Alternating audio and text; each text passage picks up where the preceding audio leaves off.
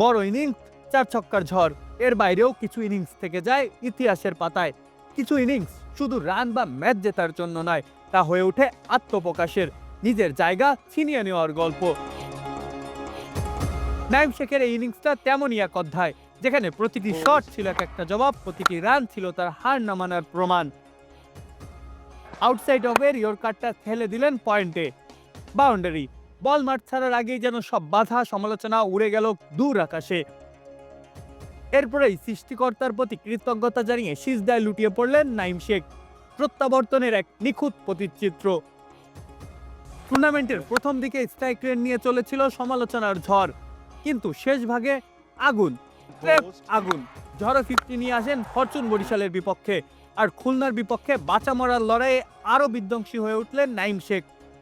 Magic herbal toothpaste দূর করে দুর্গন্ধ সৃষ্টিকারী দাঁতের সমস্যা। ইয়েস, দেখাও তোমার ম্যাজিক।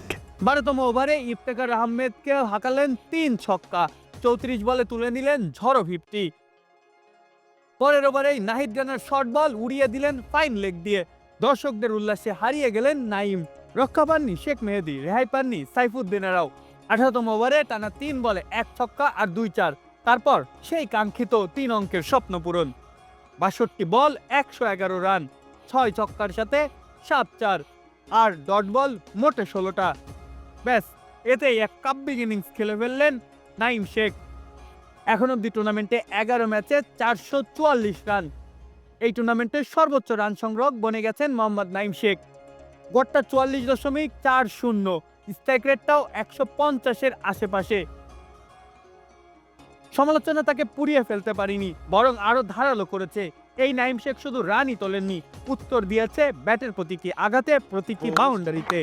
মাহফুজ আহমেদ, খেলা 71।